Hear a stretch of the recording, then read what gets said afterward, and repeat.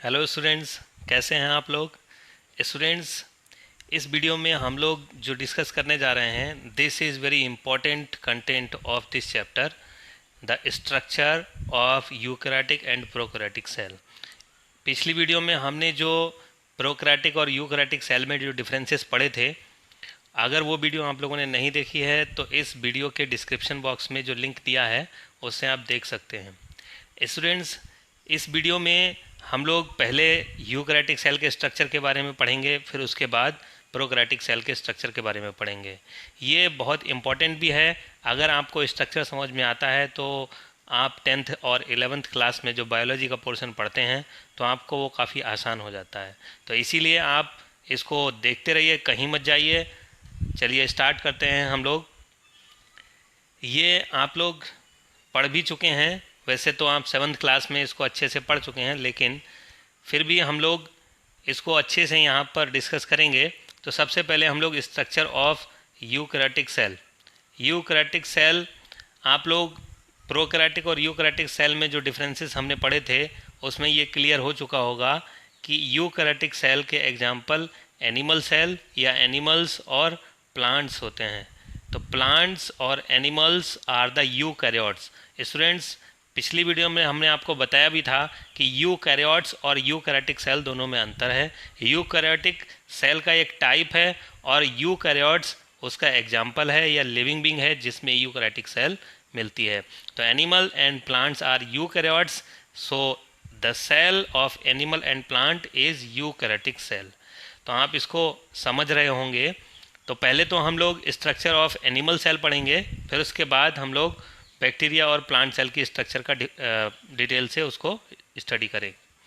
तो सबसे पहले हम लोग स्टार्ट करते हैं स्टूडेंट्स, किसी भी सेल को हम अगर स्टडी करें तो हम बाहर से अंदर की तरफ बढ़ते चले जाएं और सीरीज बाई हम सेल ऑर्गेनेल, यानी कि सीरीज बाई क्या क्या हमको जो स्ट्रक्चर में हम डायग्राम में हम बनाते हैं उसको सीरीज से याद करते चले जाएं तो हमको याद हो जाएगा। तो पहले मैं अगर आपको कहूँ तो एनिमल सेल है, तो एनिमल सेल सबसे इम्पॉर्टेंट है। क्योंकि इसमें सेल वॉल नहीं होती है। Cell wall is absent, cell wall is absent in animal cell. But plant cell में सेल वॉल होती है, प्लांट सेल में सेल वॉल होती है। तो प्लांट सेल में सेल वॉल होती है और वो किसकी बनी होती है? सेल वॉल बनी होती है किसकी? सेलुलोज की।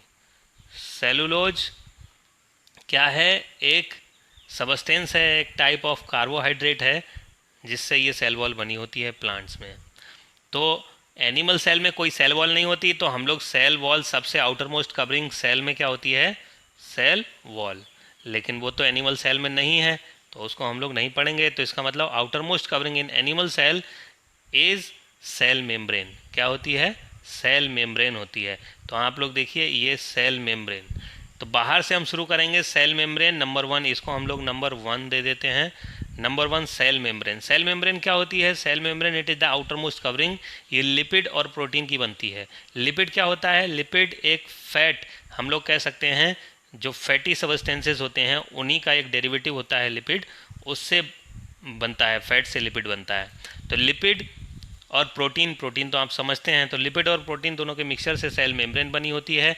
इसका काम क्या होता है कि ये बाहर से कुछ सबस्टेंसेस को, कुछ लिमिटेड सबस्टेंसेस को बाहर से अंदर जाने देती है और अंदर से कुछ लिमिटेड सबस्टेंसेस को बाहर जाने देती है। तो ये सेल मेम्ब्रेन हो गई। सेल मेम्ब्रेन से थोड़ा सा अंदर बढ़ेंगे तो आप लोग को जो येलो इस कलर का आप लोगों को जो दिखाई दे रहा है, मैंने जूम कर दिया है, यहाँ आप लोग समझ रहे होंगे कि येलो इस कलर का ये पूरा जो आपको जगह जगह ये दिखाई दे रहा है पूरा लिक्विड की तरह भरा हुआ इसमें, इसे हम साइटोप्लाज्म कहते हैं। क्या कहते हैं?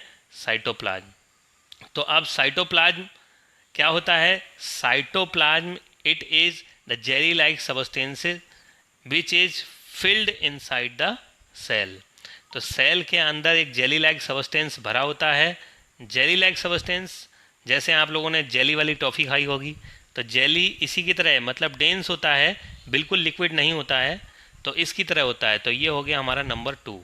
तो साइटोप्लाज्म। अब साइटोप्लाज्म एक जेली की तरह सबस्टेंस है और उस जेली में ये छोटे छोटे सेल ऑर्गेनल धसे हुए हैं, जैसे माइटोकॉन्ड्रिया हो गया, गोल्जी एपरेटस हो गया, लाइसोसोम हो गया, एंडोप्लाज्मिक रेटिकुलम हो गया। तो ये आप लोग जो देख रहे हैं यहाँ पर, इस तरह के सबस्टेंसेस इसमें धसे होते हैं जेली लाइक सबस्टेंस में। तो अब इस जेली लाइक सबस्टेंस में सबसे मेजर सबस्टेंस को हम लोग अगर डिवाइड करें तो मेजर और माइनर सबस्टेंसेस में डिवाइड करें, जितने भी ऑर्गेनेल आपको दिखाई दे रहे हैं वो कौन कौन से हैं। तो देखिए ये जो साइटोप्लाज्म है, साइटोप्लाज्म में सबसे बड़ा आपको जो दिख रहा है वो न्यूक्लियस है। क्या है? न्यूक्लियस। ये आप यहाँ पर देख सकते हैं, ये न्यूक्लियस है। तो nucleus it is the greater और bigger cell organelle inside the animal cell. अब इसके बारे में पहले पढ़ लेते हैं, बाकी उसके बाद में सब के बारे में हम लोग पढ़ेंगे। न्यूक्लियस क्या है? न्यूक्लियस एक राउंडेड स्ट्रक्चर है और एक मेम्ब्रेन बाउंड स्ट्रक्चर है। ये मेम्ब्रेन आप लोग देख रहे होंगे, एक ग्रीन कलर की मेम्ब्रेन जो दिख रही है, इसके अंदर भी एक फ्लूइड भरा है। ये देखिए इसके अंदर जो ब्लू कलर का जो आपको फ्लूइड दिखाई दे रहा है, तो ब्लू कलर का फ्लूइड है। इस ब्लू कलर के फ्लूइड को हम लोग क्या कहते हैं? न्यूक्लियोप्लाज्म। न्यूक्लियोप्लाज्म कहते हैं, न्यूक्लियोप्लाज्म। और इसकी मेम्ब्रेन को क्या कहते हैं? न्यूक्लियर एनवलप या न्यूक्लियर मेम्ब्रेन। अब देखो न्यूक्लियस की मेम्ब्रेन है तो न्यूक्लियर मेम्ब्रेन, सेल की मेम्ब्रेन है तो सेल मेम्ब्रेन। तो सेल मेम्ब्रेन अलग है, न्यूक्लियर मेम्ब्रेन अलग है, क्योंकि ये न्यूक्लियस की मेम्ब्रेन है तो इसीलिए इसको हम लोग न्यूक्लियर मेम्ब्रेन कहेंगे या न्यूक्लियर एनवलप कहेंगे। तो न्यूक्लियर एनवलप, उसके अंदर क्या भरा है? न्यूक्लियोप्लाज्म। न्यूक्लियोप्लाज्म जैसे सेल के अंदर क्या भरा है? साइटोप्लाज्म। प्लाज्म का मतलब क्या होता है? एक सबस्टेंस या जेली या लिक्विड, या फिर हम लोग कह सकते हैं कि एक डेंस सबस्टेंस जो इसके अंदर भरा है उसको हम लोग प्लाज्म कहते हैं। जैसे आप लोगों ने प्लाज्मा पढ़ा होगा, थर्ड जो आपने फोर्थ स्टेज ऑफ मैटर, तो फोर्थ स्टेट ऑफ मैटर आप लोगों ने जो पढ़ा है प्लाज्मा, उसी से लिया गया है ये। तो ये हो गया आपका न्यूक्लियोप्लाज्म। इसके अंदर क्या है? छोटा सा एक जो आप ये देख रहे हैं कि इसके अंदर थ्रेड की तरह कुछ पड़ा है, तो इसको हम लोग जनरली क्या कहते हैं? ये होता है हमारा क्रोमेटिन थ्रेड। क्या होता है? क्रोमेटिन थ्रेड होता है। अब ये क्रोमेटिन थ्रेड का क्या काम होता है? यही डीएनए होता है। जो डीएनए है वो यही है, क्रोमेटिन थ्रेड इसको हम लोग कहते हैं, जो ये पड़ा है क्रोमेटिन थ्रेड। तो ये क्रोमेटिन थ्रेड हो गया। अब इसमें हम लोग देखें कि एक छोटा सा और स्ट्रक्चर होता है जो इसमें नहीं दिखाया है, जिसको हम लोग न्यूक्लियोलस कहते हैं। एक और राउंडेड स्ट्रक्चर इसमें प्रेजेंट होता है साइड में, इसको हम लोग न्यूक्लियोलस कहते हैं। तो न्यूक्लियोलस हो गया। ये जो न्यूक्लियस की मेम्ब्रेन होती है उसमें बहुत सारे छेद होते हैं जिनको हम लोग न्यूक्लियोपोर कहते हैं, जिससे क्या होता है? बहुत सारे सबस्टेंसेस न्यूक्लियस के अंदर बनते हैं। इन पोर से या छेद से निकल के बाहर साइटोप्लाज्म में आ जाते हैं ज़रूरत के हिसाब से। अब हम लोग बात करते हैं नेक्स्ट। तो नेक्स्ट कौन सा है? जो न्यूक्लियस से जस्ट सटा हुआ है। मैंने कहा सीरीज से याद रखेंगे हम लोग। पहले सेल मेम्ब्रेन हमने 1 नंबर, 2 नंबर न्यूक्लियस, 3 नंबर हम एंडोप्लाज्मिक रेटिकुलम पढ़ने जा रहे हैं। क्यों? क्योंकि एंडोप्लाज्मिक रेटिकुलम न्यूक्लियस से जुड़ा हुआ है। तो आप देख रहे हैं, ये दिख रहा है आपको, ये इस तरह से राउंडेड एक मेम्ब्रेन है, और ये मेम्ब्रेन के साथ साथ ये ट्यूब लाइक स्ट्रक्चर ये जुड़े हुए हैं। ये भी ट्यूब लाइक स्ट्रक्चर ही हुए होते हैं, लेकिन ये फ्लैट ट्यूब होती हैं, तो इनको हम लोग सिस्टर्नी कहते हैं। ये पूरा जो स्ट्रक्चर है इसको हम लोग कहते हैं एंडोप्लाज्मिक रेटिकुलम। तो एंडोप्लाज्मिक रेटिकुलम इसका नाम क्यों पड़ा? एंडो का मतलब इनसाइड, प्लाज्मिक का मतलब साइटोप्लाज्म के अंदर, रेटिकुलम का मतलब नेटवर्क, यानी कि एक नेटवर्क लाइक स्ट्रक्चर जो साइटोप्लाज्म के अंदर पड़ा है उसको हम लोग एंडोप्लाज्मिक रेटिकुलम कहते हैं। अब इस एंडोप्लाज्मिक रेटिकुलम का काम क्या होता है? प्रोटीन सिंथेसिस में ये मदद करता है, यानी कि प्रोटीन के फॉर्मेशन में मदद करता है। एंडोप्लाज्मिक रेटिकुलम 2 टाइप का होता है, एक स्मूथ एंडोप्लाज्मिक रेटिकुलम और एक rough endoplasmic reticulum. Rough endoplasmic reticulum और स्मूथ एंडोप्लाज्मिक रेटिकुलम में अंतर क्या होता है? आप लोग देख रहे होंगे जो रफ एंडोप्लाज्मिक रेटिकुलम है इस पर ये पॉइंट वाइटिश कलर के, ब्राउनिश कलर के इस तरह से स्पॉट पड़े हैं इसमें। तो ये स्पॉट क्या हैं? ये छोटे छोटे इस तरह से ये ट्यूब हैं, और ट्यूब के ऊपर इस तरह से बीड लाइक स्ट्रक्चर या इस तरह से ये छोटे छोटे स्ट्रक्चर लगे रहते हैं। तो इसकी सरफेस इनकी वजह से रफ़ हो जाती है, इसीलिए इसको रफ एंडोप्लाज्मिक रेटिकुलम कहते हैं। ये छोटे छोटे स्ट्रक्चर क्या होते हैं? ये होते हैं राइबोसोम।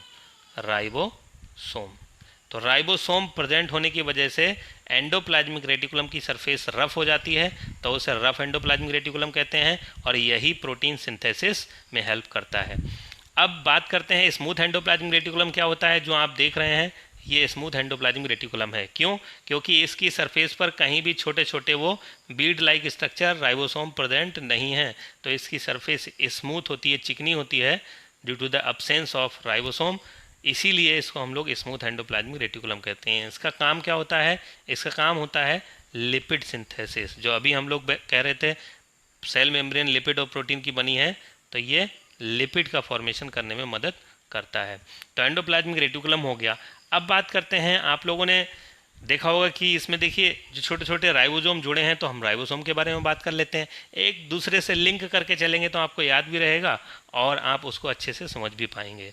तो अब देखिए राइबोसोम जुड़ा है एंडोप्लाज्मिक रेटिकुलम से, तो हमने न्यूक्लियस के बाद न्यूक्लियस से जुड़ा था एंडोप्लाज्मिक रेटिकुलम, तो एंडोप्लाज्मिक रेटिकुलम से जुड़ा है राइबोसोम। तो राइबोसोम को हम लोग पढ़ लेते हैं पहले।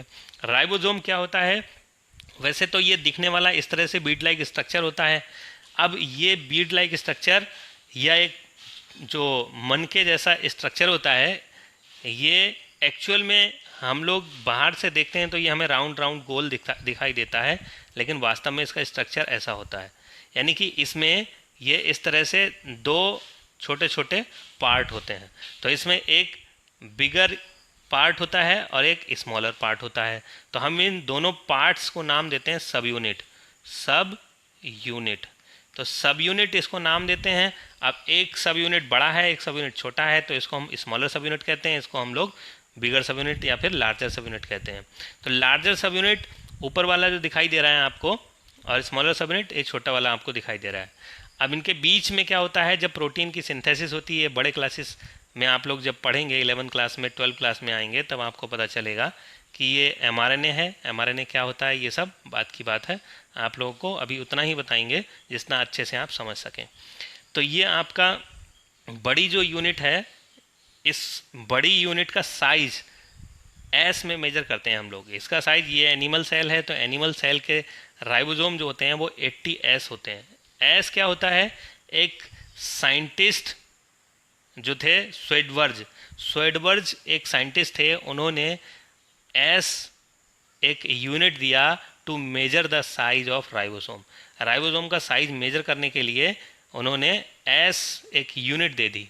तो एस से हम लोग मेजर करते हैं राइबोसोम को। स्वेडबर्ज यूनिट भी कहते हैं इसको, स्वेडबर्ज यूनिट। तो स्वेडबर्ज यूनिट भी कहते हैं इसको हम लोग, और इसको हम लोग सेडिमेंटेशन कोफिशिएंट भी कहते हैं। सेडिमेंटेशन कोफिशिएंट,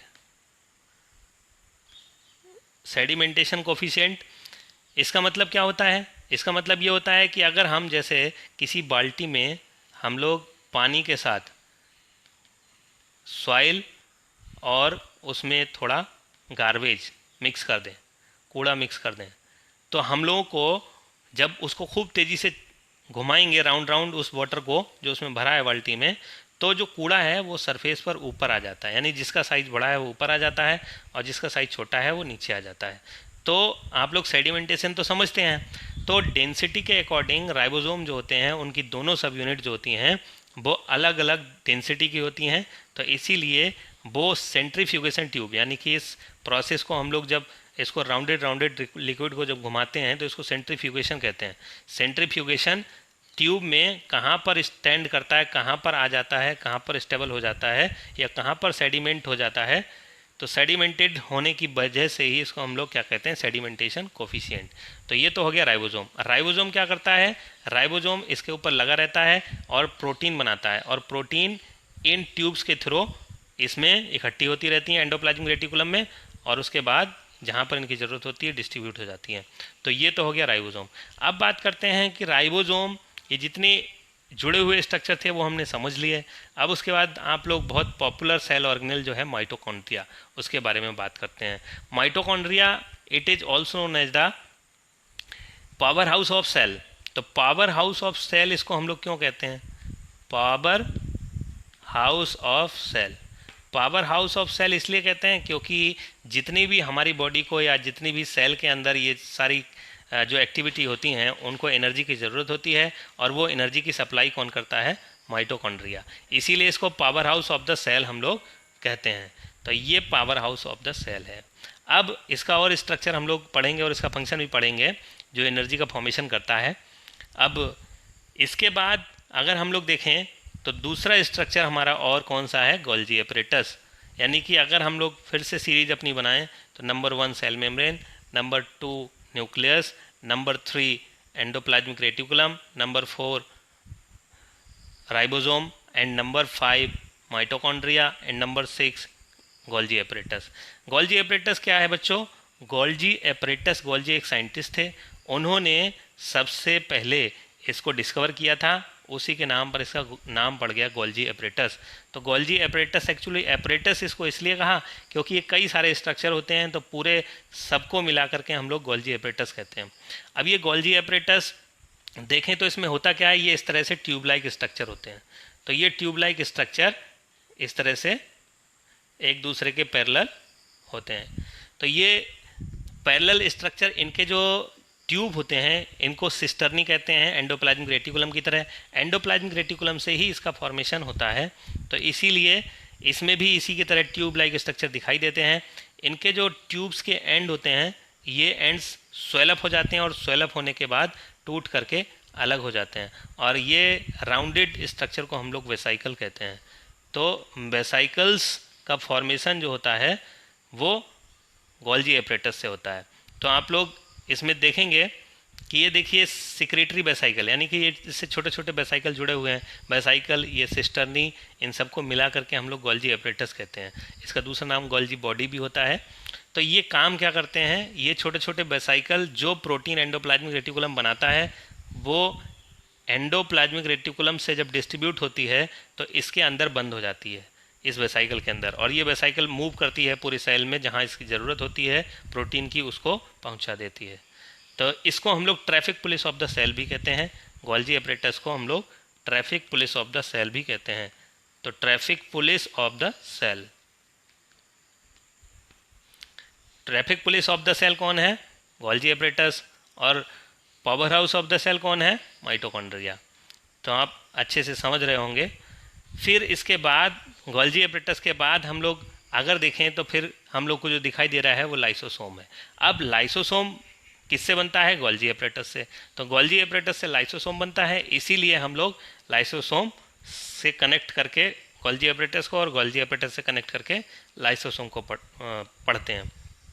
ये जो छोटे छोटे वेसाइकल्स हैं, जब ये क्या करते हैं, जो हमारे इनका बहुत इम्पॉर्टेंट रोल होता है। एक तो ये प्रोटीन को डिस्ट्रीब्यूट करते हैं, लेकिन ये जब कोई बैक्टीरिया या कोई भी फॉरेन पार्टिकल, कोई भी डस्ट पार्टिकल सेल के अंदर, या कोई भी ऐसा सबस्टेंस जो सेल के लिए हार्मफुल होता है, वो जब सेल के अंदर एंटर कर जाता है तो ये लाइसोसोम उसको क्या करते हैं? उसको एनगल्फ कर लें, उसको खा जाते हैं, और खाने के बाद उसको ख़त्म कर देते हैं। तो सेल को प्रोटेक्ट करने का काम करते हैं लाइसोसोम्स।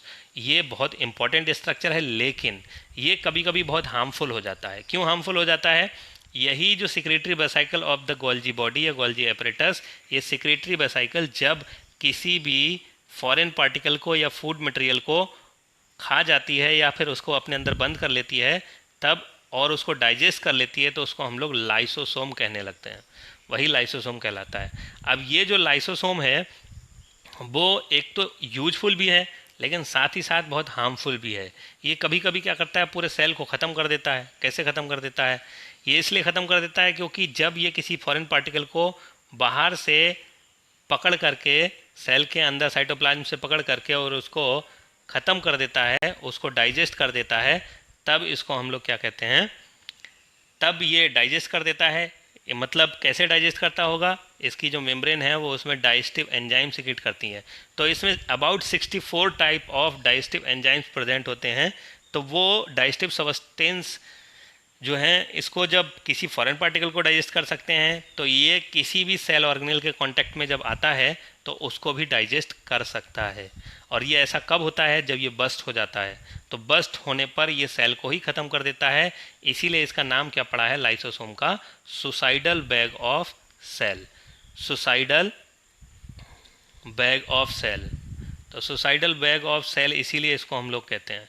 सो ये सेल के ही अंदर रहता है और सेल को ही की सुसाइड कर देता है, इसीलिए हम इसको suicidal bag of the cell कहते हैं। अब आप लोगों ने ये मेन जो स्ट्रक्चर हैं सेल ऑर्गेनेल हैं वो तो आप लोगों ने पढ़ लिए, लेकिन अब हम लोग बात करते हैं किसके बारे में, सेंट्रोसोम के बारे में। Centrosome it is very important cell organelle, और इसका काम क्या होता है, ये जब सेल एक सेल से दो सेल का फॉर्मेशन करती है, मतलब सेल डिवीजन जब होता है, तो सेल डिवीजन के टाइम पर ये सेंट्रोसोम हेल्प करते हैं। कैसे हेल्प करते हैं ये आप लोगों को किसी और वीडियो में आपको बताएंगे, ये वीडियो लंबा हो रहा है, या फिर आप लोग जब 10 क्लास में आओगे तो आप सेल डिवीजन के बारे में थोड़ा बहुत पढ़ेंगे। तो ये आप देख रहे हैं, ये तो एनिमल सेल का स्ट्रक्चर पूरा आप लोगों ने पढ़ लिया।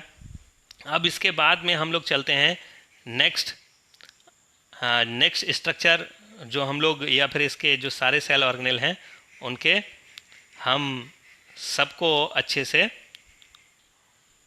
उनके फंक्शंस को देख लेते हैं। तो आप लोग देख रहे होंगे कि ये आपका जो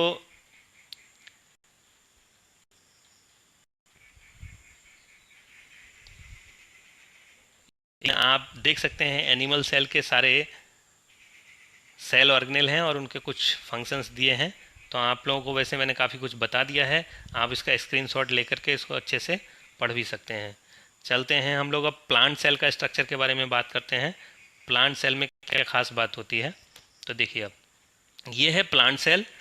प्लांट सेल में अब वही सारे सेम स्ट्रक्चर जो हमने एनिमल सेल में पढ़े हैं वही सेम स्ट्रक्चर प्लांट सेल में भी होंगे, लेकिन प्लांट सेल में एडिशनल क्या होगा वो हम लोग पढ़ लेते हैं। जो सेल ऑर्गेनेल एनिमल सेल में थे वही सेल ऑर्गेनेल प्लांट सेल में होंगे, लेकिन कुछ एडवांस स्ट्रक्चर प्लांट सेल में होते हैं, उनको हम लोग देख लेते हैं वो कौन कौन से होते हैं। एक तो आपको मैंने पहले ही बताया था कि आउटर मोस्ट कवरिंग, एक थिक कवरिंग होती है जो डेड होती है, यानी कि लिविंग नहीं होती है, डेड होती है। तो वो डेड कवरिंग और थिकेस्ट कवरिंग जो होती है उसको हम लोग सेल वॉल कहते हैं। तो इसमें outermost covering of the plant cell is cell wall. Cell wall की आउटर मोस्ट कवरिंग जो होती है वो सेल वॉल होती है, प्लांट सेल की जो आउटर मोस्ट कवरिंग जो होती है वो सेल वॉल होती है, और एनिमल सेल की आउटर मोस्ट कवरिंग जो होती है सेल मेम्ब्रेन होती है। अब इसमें और एडिशनल क्या है, ये आप लोग देख रहे होंगे, ये सेंट्रल वैक्यूल। तो सेल वैक्यूल, इसको सेल वैक्यूल भी कहते हैं, सेल वैक्यूल। सेल वैक्यूल ये क्या होती है, ये सेल के साइज को मेंटेन करने का काम करती है, और इसके अंदर भरा हुआ जो फ्लूइड होता है उसको हम लोग क्या कहते हैं, सेल सैप।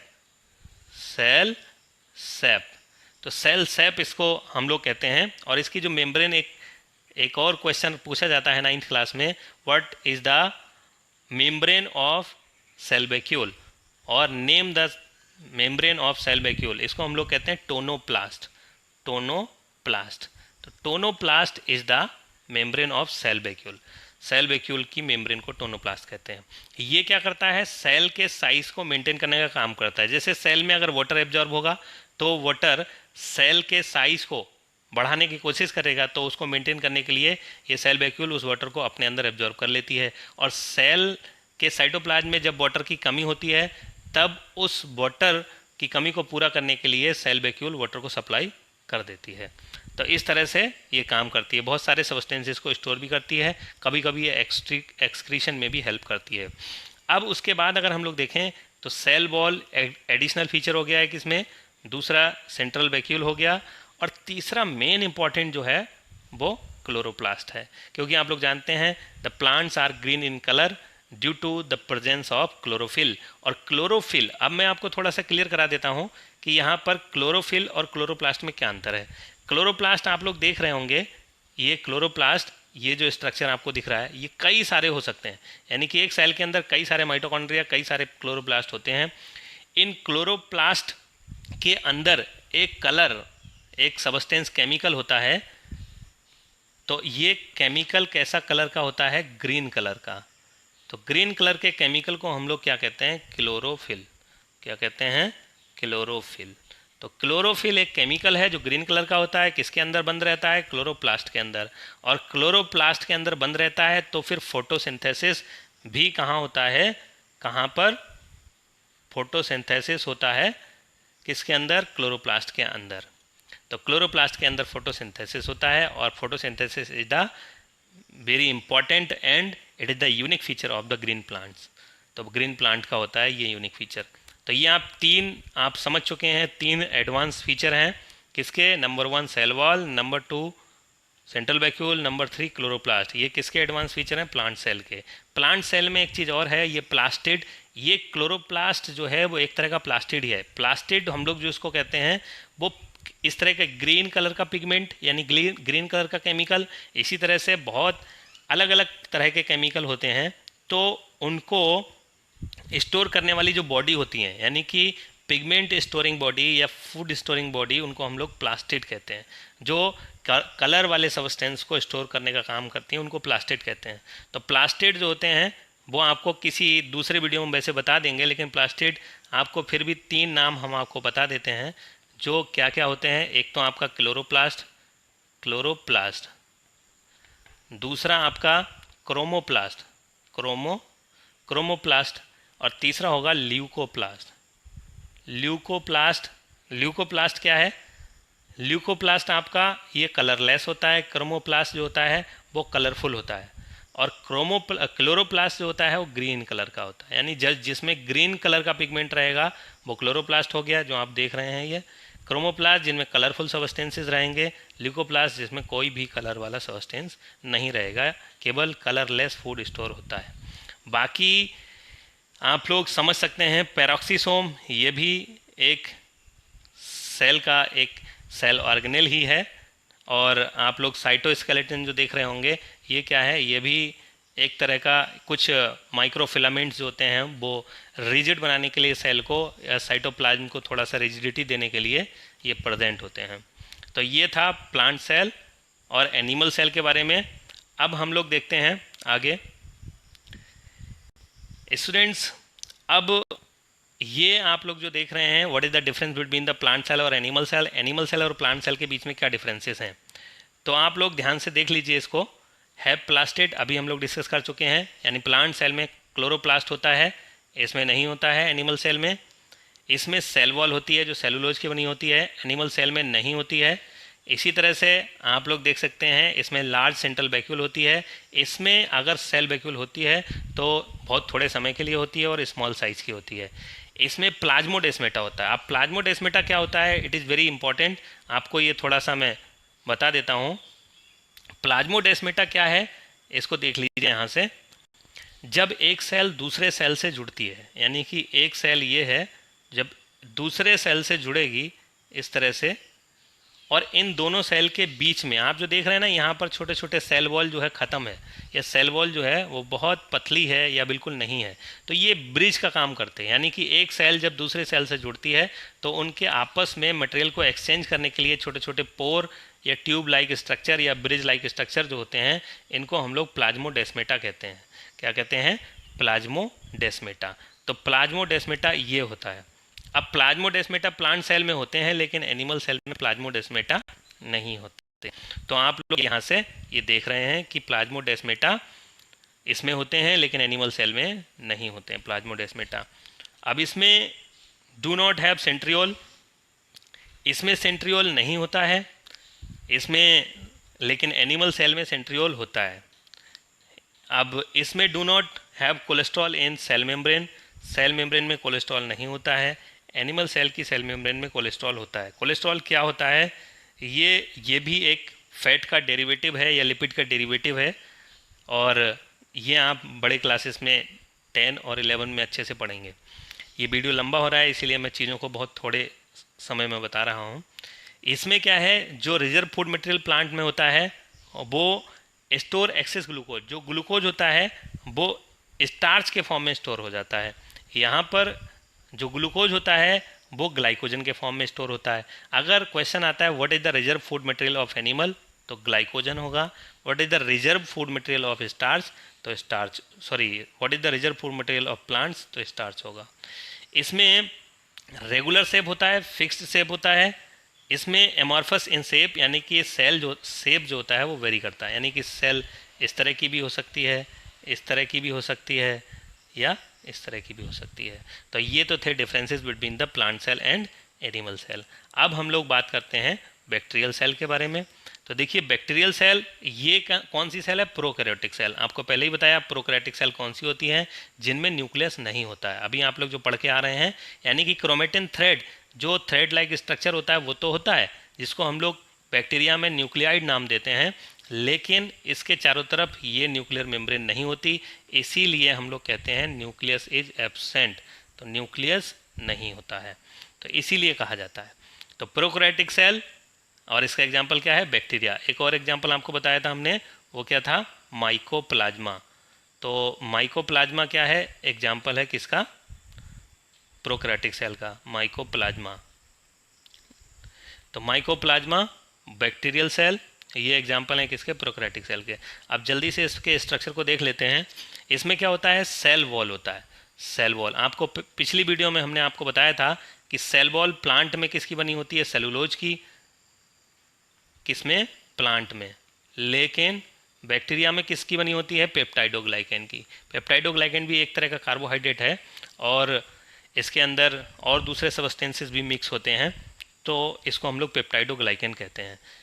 ये बाहर की सबसे आउटर मोस्ट कवरिंग जो है वो इसकी सेल वॉल भी हो सकती है। कभी कभी कुछ बैक्टीरिया में जो बहुत थिक और स्लाइमी कवरिंग होती है उसको हम लोग कैप्सूल कहते हैं। यानी ऐसा कह सकते हैं कि इसके बाहर की, सबसे बाहर की कवरिंग जो होती है उसको हम लोग कैप्सूल कहते हैं, स्लाइम कैप्सूल। चिपचिपा पदार्थ बाहर से सिक्रीट होता रहता है तो वो एक कवरिंग बनाता है, जिसको कैप्सूल कहते हैं। उसके अंदर सेल वॉल होती है, वो भी एक थिक कवरिंग होती है। फिर उसके अंदर थर्ड लेयर जो होती है उसको हम लोग सेल मेम्ब्रेन कहते हैं। यानी कि इसकी 3 कवरिंग हो गई। प्लांट में 2 covering, cell wall, cell membrane, और इसमें बैक्टीरिया में आपका 3 कवरिंग, कैप्सूल, सेल वॉल और सेल मेम्ब्रेन, यानी कि फर्स्ट, सेकेंड और ये थर्ड। और एनिमल में केवल एक ही कवरिंग होती है, सेल मेम्ब्रेन। अब सेल मेम्ब्रेन के अंदर जब हम बढ़ेंगे तो फिर हमको क्या मिलेगा, वही साइटोप्लाज्म मिलेगा। मैंने कहा सीरियल से चलेंगे आप लोग तो याद रहेगा। और साइटोप्लाज्म क्या होता है, जेली लाइक सबस्टेंस होता है, वो आप लोगों को बता दिया। अब साइटोप्लाज्म के अंदर सेल ऑर्गेनेल होते हैं। तो सारे सेल ऑर्गेनेल, आपको यूकैरियोटिक और प्रोकैरियोटिक सेल में डिफरेंस जब आपने पढ़ा था, तो प्रोकैरियोटिक सेल के साइटोप्लाज्म में सेल ऑर्गेनेल जो होते हैं वो सारे के सारे एब्सेंट होते हैं। तो सेल ऑर्गेनेल्स आर एब्सेंट, यानी बैक्टीरिया में सेल ऑर्गेनेल नहीं होते हैं, सिवाय किसको छोड़ करके, राइबोसोम को। राइबोसोम तो प्रेजेंट होगा, लेकिन बाकी सेल ऑर्गेनेल जैसे क्लोरोप्लास्ट हो गया, माइटोकॉन्ड्रिया हो गया, गोल्जी एपरेटस हो गया, ये सब एब्सेंट होते हैं। अब इसके अंदर बात करते हैं, न्यूक्लियस तो होता नहीं, लेकिन न्यूक्लियस के अंदर जो क्रोमेटिन थ्रेड होता है, जिसको हम लोग डीएनए का बना हुआ होता है, मैंने बताया था, उसको हम लोग न्यूक्लियाइड कहते हैं। न्यूक्लियाइड क्या होता है, इस तरह से सर्कुलर स्ट्रक्चर होता है, इस तरह से कॉइल्ड फॉर्म में पड़ा रहता है। यानी कि इसको हम लोग अगर खोलें तो इस तरह से एक सर्कल भी बन सकता है, इसीलिए इसको हम लोग सर्कुलर स्ट्रक्चर भी कहते हैं। इसमें एक दूसरा जेनेटिक मटेरियल है, दूसरा क्रोमोजोम होता है, जिसको हम लोग प्लाज्मिड कहते हैं। तो प्लाज्मिड और ये न्यूक्लियाइड 2 इंपॉर्टेंट स्ट्रक्चर हैं। अब इसमें नेक्स्ट देखें राइबोसोम। तो राइबोसोम आपको बताया था, राइबोसोम जो एनिमल सेल में, एनिमल्स में राइबोसोम जो होते हैं, एनिमल्स और प्लांट्स दोनों में, यानी यूकैरियोटिक सेल में राइबोसोम 80S टाइप के होते हैं, और जो प्रोकैरियोटिक सेल में राइबोसोम 70S टाइप के होते हैं। तो एस फॉर स्वेडबर्ग यूनिट अभी आपको बताया है, या फिर सेडिमेंटेशन कोफिशिएंट कहते हैं। अब इसमें जो है वो क्या है, 70S टाइप के राइबोसोम है। तो 70S और 80S आपको याद रखना है। फिर ऐसे कुछ ये आपके जो बैक्टीरिया होते हैं, बैक्टीरिया में ये इस तरह से पूंछ की तरह स्ट्रक्चर निकले रहते हैं। ये फ्लैजिला एक सिंगल हो सकता है, या 2 हो सकते हैं, या बहुत सारे हो सकते हैं, तो इसे हम लोग फ्लैजिला कहते हैं। फ्लैजिला ये इसके मूवमेंट में हेल्प करता है, जब ये कहीं भी मूव करता है तो मूवमेंट में इसके हेल्प करता है। फिर इसके साथ ही साथ इसमें और दूसरे स्ट्रक्चर पिलाई, यानी कि फ्लैजिला तो सबसे बड़े होंगे, और उनका ओरिजिन कहाँ से होगा, सेल मेम्ब्रेन से। फिर इसके बाद पिलाई जो केवल बाहर सेल वॉल से अटैच होंगे और छोटे छोटे होंगे, उनको हम पिलाई कहते हैं। ये किसी भी सरफेस को पकड़ने में मदद करते हैं या उससे चिपकने में मदद करते हैं। फिर उसके बाद ये आपका पिलाई से थोड़ा सा बड़ा, ये आप लोग देख रहे होंगे जो ये स्ट्रक्चर हैं, ये सब क्या हैं, ये इनको हम लोग फिम्ब्री कहते हैं। क्या कहते हैं, फिम्ब्री। ये थोड़ा सा, यानी कि 3 इस तरह से ये थ्रेड लाइक स्ट्रक्चर निकले रहते हैं। जो पूंछ की तरह सबसे लंबा होगा उसको फ्लैजिला कहेंगे, उससे थोड़ा छोटा होगा उसको फिम्ब्री कहेंगे, और सबसे छोटा जो होगा उसको पिलाई कहेंगे। तो आप लोग समझ सकते हैं ये है बैक्टीरिया का स्ट्रक्चर। आपको एक बहुत इंटरेस्टिंग और ख़ास बात मैं बता दूं कि सारे बैक्टीरिया, हम जब कुछ भी सांस लेते हैं, कुछ खाते हैं या पानी पीते हैं, तो उस समय मिलियंस ऑफ द बैक्टीरिया हमारी डाइट में या हमारे माउथ में चले जाते हैं, लेकिन हम बीमार कभी कभी पड़ते हैं। जानते हैं क्यों? क्योंकि ये इसकी वजह से ग्लाइकोकेलेक्स यानी कि कुछ बैक्टीरिया ऐसे होते हैं जो हार्मफुल होते हैं और उनके ऊपर ये कवरिंग होती है कैप्सूल की। तो कैप्सूल की कवरिंग जो होती है वो हमारा डाइजेस्टिव सिस्टम इस कैप्सूल को गला नहीं पाता है, डाइजेस्ट नहीं कर पाता है, इसीलिए बैक्टीरिया हमारे स्टमक के अंदर या माउथ के अंदर ख़त्म नहीं होता है और ये हमें बीमारी फैला देता है। जिन बैक्टीरिया के अंदर ये कैप्सूल नहीं होता है, यानी कि जिनमें ये कैप्सूल नहीं है, तो वो बैक्टीरिया जैसे ही हमारे माउथ में या स्टमक में जाएंगे तो वो डाइजेस्ट हो जाएंगे, वो ख़त्म हो जाएंगे बीमारी फैलाने से पहले ही। तो इसीलिए हम कभी कभी बीमार पड़ते हैं। तो स्टूडेंट्स, ये लास्ट वीडियो था the fundamental unit of life, chapter number 5। Next video में हम नेक्स्ट चैप्टर स्टार्ट करेंगे, chapter number 6, tissues. So keep watching this series. This is very beneficial, this may be very beneficial for you. अगर आपको videos अच्छी लग रही हैं, कुछ समझ में आ रहा है, तो आप कमेंट करके ज़रूर लिखें, जिससे कि अगली वीडियो में थोड़ा सा और अच्छे ढंग से, अगर कोई इम्प्रूवमेंट या कुछ आपको समझ में नहीं आया है तो वो भी आप लोग इसमें बता सकते हैं। Thank you.